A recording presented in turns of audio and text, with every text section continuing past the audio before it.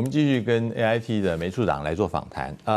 Dr. Moy, let me ask you, President-elect Tsai have been reiterating the importance of economy, and she had been paying a lot of emphasis on the need for Taiwan to join TPP.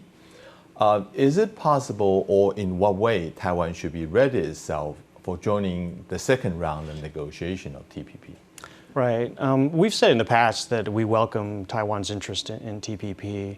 I think right now it's a little bit premature to discuss how that would happen because, as you know, the 12 parties have come to agreement on a text, and our focus in the United States, in Washington, is to gain passage in our U.S. Congress.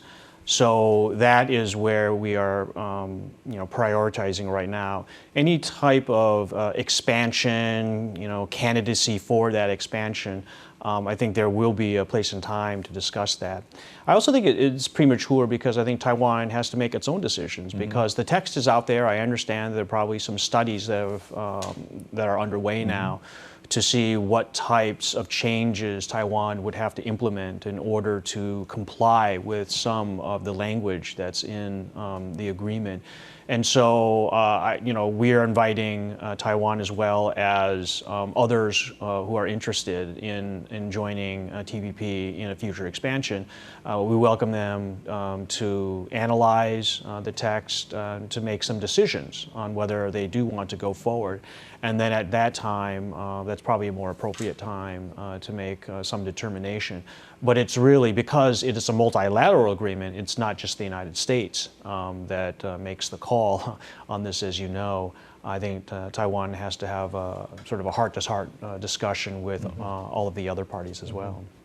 Do you think Taiwan is ready now for joining TPP? I think it was our Assistant Secretary for East Asian and Pacific Affairs, Daniel Russell, who has said that we think Taiwan would be, a fine candidate. Again, I don't know of the list of countries or economies that have expressed interest, and so there are others who might be in the mix. So it's a little bit premature to sort of make that call.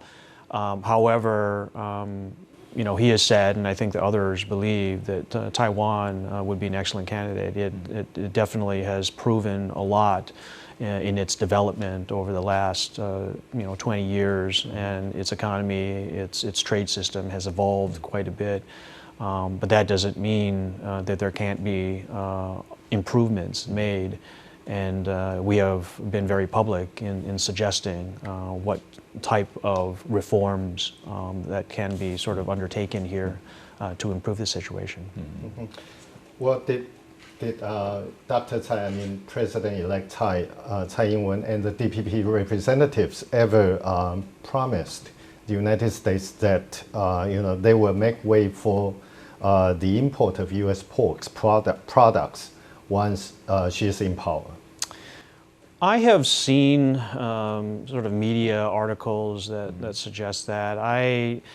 Sometimes it's a little frustrating because people think that there are some discussions that never happened before. What I can tell you is we have been clear to both parties. This is not something that is a secret out here. I think that people do know what the U.S. position is. We've said it quite often. We do believe that there should be some reforms in a number of areas, and not just for TPP candidacy, but if you look at our bilateral agreement on what we call our Trade and Investment Framework Agreement, what we call TIFA, we have said that we are hopeful that Taiwan can reform not just in agriculture, but we're talking about IPR and other areas of its economy. That would help open up the playing field, or make the playing field level for our companies. And I think that people who analyze these kinds of agreements will realize that countries benefit from this. And when we look at Taiwan, we see an economy that will benefit a great deal from gaining entry into regional integration, regional trade integration, and also bilateral kinds of arrangements. And so when people look at all of the positives that will accrue from these agreements, obviously there's going to be a cost too. In every agreement there is that. In the United States, we also face those kinds of issues.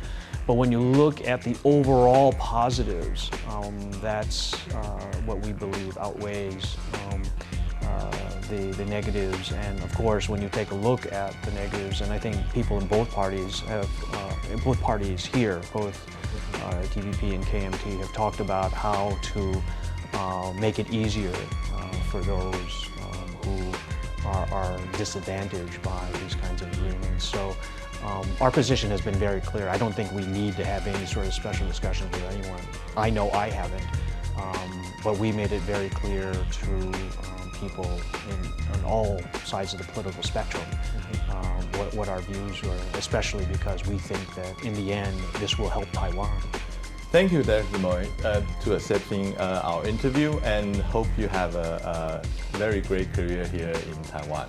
Thank you. Thank you so much. Thank you very much. And Happy New Year. Happy New Year. And by the way, I want to congratulate you on your Chinese New Year video. It's very interesting. Thanks so much. We invite everyone to watch. So whose idea was it? Well, we have a